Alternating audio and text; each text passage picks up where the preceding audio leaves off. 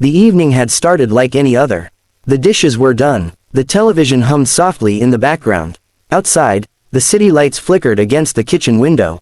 She stood at the sink, drying her hands, already mentally calculating the bills for the month: rent, groceries, electricity, school supplies. The numbers had become her silent companions over the years. Then he said it: "Sweetheart, starting with this salary, we're switching to a separate budget. I'm tired of supporting you." The words did not sound loud. They weren't shouted, but they echoed in her chest like a slammed door. She turned slowly. For a second, she thought it was a joke. He had that half-serious expression he sometimes wore when testing boundaries. But his face stayed cold, almost relieved, as if he had finally unloaded something heavy. Supporting you. The phrase replayed in her mind. For 8 years of marriage, she had worked too, just not in ways that came with paychecks and promotions.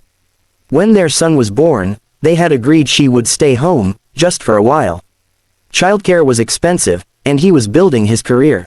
It made sense. At least, that's what he had said. A while became years. She woke up at 6 a.m. every day, packed lunches, ironed shirts, took their son to school, cleaned the house, cooked dinner, paid bills online, managed doctor appointments, remembered birthdays. She had been the invisible engine that kept the family moving. And now she was being supported. She sat down across from him at the table. "What do you mean?" she asked quietly. He leaned back in his chair, arms crossed. "I mean exactly what I said. I work hard. I earn the money. It's unfair that I carry everything. If you want spending money, get a job. We'll split everything 50-50. 50-50. She almost laughed. "Who will pick up our son from school?" she asked. "You'll figure it out," he shrugged. "Plenty of women work." There it was, the comparison. The unspoken accusation. "You're not enough." She nodded slowly, but something inside her shifted. It wasn't anger. Not yet. It was clarity. That night, she couldn't sleep. She lay awake staring at the ceiling, listening to his steady breathing beside her. A strange calm washed over her. For years, she had accepted her role without question. She had believed that love meant sacrifice. That partnership meant supporting his ambitions. But partnership also meant respect. The next morning, she did something she hadn't done in years. After dropping their son at school, she updated her resume. At first, doubt crept in. Her last official job had been nearly a decade ago. The world had changed. Technology had evolved. Would anyone hire her? But she remembered something important. Skills don't disappear. Organization, time management, negotiation, budgeting, problem solving, she had practiced them daily. Running a household wasn't laziness. It was unpaid labor. She applied to 5 jobs. Then 10. Then 20. Rejections came. Some didn't respond at all. One recruiter politely told her they were looking for someone with more recent experience. The word stung, but she refused to let them define her. At dinner, he didn't ask about her day. He talked about his promotion, his new client, his bonus. She listened, as she always had, but something had changed. She no longer felt small. She felt determined. 2 weeks later, her phone rang. A mid-sized company was looking for an administrative coordinator. The salary wasn't huge, but it was steady. The hours matched her son's school schedule. They were impressed by her volunteer work at the community center and her ability to multitask. She got the job. When she told him, he looked surprised, almost unsettled. "That was fast," he said. "Yes," she replied simply. The first paycheck felt different in her hands. It wasn't about the amount. It was about proof. She was capable. She was valuable. At the end of the month, she placed her contribution on the kitchen table. "Here's my half," she said. He blinked. "What? You wanted separate budgets. 50-50. I calculated the bills. This is my share." He stared at the envelope. For the first time, uncertainty flickered across his face. The new system started immediately. Groceries were split. Utilities were divided. Even small purchases were calculated. At first, he seemed satisfied, proud, even. But reality soon crept in. When their son needed new sneakers, she paid her half. When the car needed repairs, she paid her half. When he suggested a weekend getaway, she calmly replied, "It's not in my personal budget this month." Slowly, the emotional distance grew. Not because she was angry, but because she had stopped giving freely. She gave exactly what was required. Nothing more. One evening, their son asked innocently, "Mom, why don't you and Dad laugh together anymore?" The question hung in the air. That night, after their son went to bed, he spoke. "This feels strange," he admitted. "You chose it," she answered gently. "I didn't mean," he paused. "I didn't think it would feel like roommates." She looked at him for a long moment. That's what happens when you reduce a marriage to transactions. Silence filled the room. He rubbed his temples. "I felt pressured, like everything depended on me. I was stressed. I said things I shouldn't have. And I felt invisible," she replied. "Like what I did didn't count." It was the first honest conversation they'd had in years. He hadn't realized the weight she carried. The mental load, the constant planning, the emotional labor. He had seen only numbers, income versus expenses, not effort versus exhaustion. "I'm sorry," he said quietly. She didn't respond immediately. Apologies were easy. Change was harder. Over the next months, something unexpected happened. He started participating more, picking up groceries, cooking once a week, attending parent-teacher meetings, not because of money, but because he began to understand what partnership truly meant. The separate budget slowly dissolved, not through argument, but through awareness. One evening, he placed his card on the table and said, "Let's go back to being a team." She smiled faintly. "Being a team means respect." "I know," he nodded. Marriage, she realized, is not about who earns more. It's about who cares more. It's about recognizing that value doesn't always come with a salary. She never quit her job. Not because she needed to prove anything, but because she liked the independence. The confidence, the reminder that she could stand on her own. And he never again used the word, support, as a weapon. Their story wasn't about money. It was about dignity. Sometimes, the most painful words reveal the deepest truths. He thought he was carrying her. He didn't realize she had been carrying the family all along. In the end, the separate budget didn't break their marriage. It exposed it, and in that exposure, they finally saw each other clearly, not as provider and dependent, but as partners. Because love is not measured in paychecks. It's measured in respect. The first few months after they returned to being a team were not magical. There was no dramatic music, no cinematic embrace that erased the past. Trust does not regenerate overnight. Respect, once cracked, requires deliberate rebuilding. But something subtle had changed. He no longer walked into the house expecting dinner to be ready. If she was still finishing work on her laptop, he would quietly check the fridge and start chopping vegetables. The first time he did it, he moved awkwardly, as if entering unfamiliar territory. He didn't know where the spices were. He overcooked the rice. The kitchen looked like a battlefield afterward. But she didn't criticize him. She simply handed him a towel and said, "We'll clean together." And they did. It was in these small, imperfect moments that their second chapter began. Yet change is rarely linear. One evening, after reviewing their bank account, he frowned. "We're spending more than before." She raised an eyebrow. "Because we're both participating now. Convenience costs money. Shared responsibilities cost time." He hesitated. Old habits almost resurfaced. The instinct to calculate, to assign blame. But instead, he asked, "Can we plan together?" That single sentence mattered more than any apology he had offered before. They sat down with notebooks, not to divide, but to understand. They wrote down everything. Fixed expenses, savings goals, personal spending, their son's education fund, even small joys like occasional dinners out. For the first time in years, finances were not a battlefield. They were a conversation, and in that conversation, deeper truths surfaced. "I was scared," he admitted quietly. "Of what?" she asked. "Of failing, of not earning enough, of being the only pillar holding everything up." She listened carefully, and instead of sharing that fear, she said softly, "You turned it into control." He nodded. "And I turned my exhaustion into silence," she replied.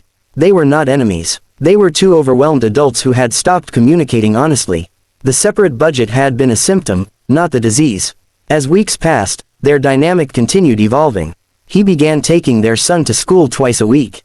At first, it felt like a logistical adjustment. But soon, it became something more. He learned the names of the teachers. He noticed the other parents. He listened to their son talk about math tests and playground dramas. One afternoon, while waiting outside the school gates, he called her. "I didn't realize how much you used to handle alone," he said. She smiled on the other end of the line. "Now you do." Perspective is powerful. Meanwhile, her job was growing into more than a paycheck. She was learning new software systems, leading small projects, even mentoring a younger colleague. Each success quietly restored parts of her identity that had been dormant for years. One Friday, she came home excited. They offered me a small raise, she said, trying not to sound too proud. Instead of defensiveness, he felt admiration. That's amazing, he said genuinely. And he meant it. The old version of him might have felt threatened. The old version might have calculated percentages, who earns more now? Who contributes more? But something had shifted fundamentally. They were no longer measuring. They were building. Still, healing required confronting the deeper wound. One night, long after their son had fallen asleep, she asked the question that had lingered quietly inside her. When you said you were tired of supporting me, did you really believe I was a burden? He didn't answer immediately. I believed I was alone in the pressure, he said carefully. And when I feel alone, I get defensive. I look for someone to blame. She absorbed his words. I need you to understand something, she said. Even if I never worked a paid job again, that would not make me less valuable. I understand that now, he replied. But I need to hear you say it, she insisted gently. He looked directly at her. You were never a burden. I was blind. That sentence closed a wound she hadn't fully acknowledged. Because it wasn't about money. It had never been about money.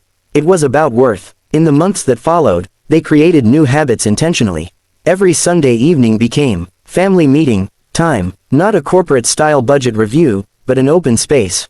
They discussed schedules, concerns, goals, even emotions. Sometimes their son participated, proudly presenting drawings or announcing school achievements. Other times, it was just the two of them talking honestly about stress before it hardened into resentment. They also created personal accounts, not as separation, but as autonomy. Each of them had money they could spend without explanation. It wasn't about secrecy, it was about dignity, freedom inside commitment. One afternoon, while organizing old documents, she found her original resume from years ago, the one she had updated the night he declared the separate budget. She held it in her hands, remembering that sleepless night. The sting, the shock, the clarity. In a strange way, she felt grateful. Not for the pain, but for the awakening. Without that moment, she might have continued living half-visible. He might have continued carrying silent stress. Their marriage might have remained functional but distant. Crisis had forced growth. Growth had demanded humility. And humility had rebuilt connection. But growth also brought a new challenge. Her career began accelerating faster than expected. She was offered a leadership training program that required occasional evening sessions. It was a significant opportunity. 10 months earlier, she would have declined automatically. This time, she didn't. When she brought it up at dinner, she watched his reaction carefully. That's big, he said thoughtfully. How often are the sessions? Twice a week for 3 months. He nodded slowly. We'll adjust, he said. There was no hesitation, no calculation of inconvenience, no subtle resentment, just partnership, and they did adjust. He managed homework on training nights, burned a few dinners, ordered takeout more often than usual, survived. More importantly, he respected her ambition the way she had once respected his. Respect, when mutual, feels light. As her confidence grew, so did her clarity about boundaries. One evening, during a minor disagreement about scheduling, he jokingly said, "Careful, or we're going back to separate budgets." He meant it lightly. She didn't laugh. He noticed immediately. "I'm sorry," he said. "That wasn't funny." "It wasn't," she replied calmly. Because certain wounds, even healed ones, leave scars. He learned to treat those scars gently. Their son, meanwhile, was observing everything. Children learn from dynamics, not lectures. One afternoon, he drew a picture of their family. 3 figures holding hands. Above them, he wrote, "Team." She showed the drawing to her husband. He swallowed hard. That simple word carried weight. They had almost become opponents in the same house. Now they were modeling something different, cooperation without competition. Time passed. Arguments still happened. Stress still surfaced. Life remained unpredictable. But the foundation was different. Instead of assuming intent, they asked questions. Instead of tallying contributions, they acknowledged effort. Instead of threatening independence, they supported it. One quiet night, sitting on the balcony with tea, he said something unexpected. "If you hadn't gotten that job, if you had just argued instead, we might not be here." She considered that. "If you hadn't felt uncomfortable seeing me stand on my own," she replied, "we might not be here either." Growth requires both courage and humility. He had been forced to confront his ego. She had been forced to confront her silence. Together, they confronted their assumptions. Years later, when friends complained about money problems or power struggles in marriage, she often thought about that evening, the sentence that had once felt like a breaking point. Starting with this salary, or switching to a separate budget. It could have been the end. Instead, it became a mirror. A mirror that reflected insecurity, imbalance, and miscommunication. But also potential, because relationships don't fail from conflict alone. They fail from unaddressed conflict. That one harsh declaration had forced them to address everything. Financial fairness, emotional labor, identity, respect, fear, ambition. Nothing remained hidden, and in the light of honesty, resentment lost its power. One evening, years after the incident, they celebrated her promotion to department manager. Their son, now taller, more confident, raised a glass of juice. To Mom, he said proudly. The strongest one, her husband added softly, to partnership. She looked around the table, at the life they had rebuilt intentionally. Strength is not about earning more. Power is not about controlling money. Leadership is not about dominance. True partnership is about recognizing value beyond numbers. She never forgot the pain of that original sentence. But she no longer resented it. Because sometimes, the words that hurt the most are the ones that wake us up. He had once believed he was carrying her. Now he knew better. They carried each other, and that made all the difference.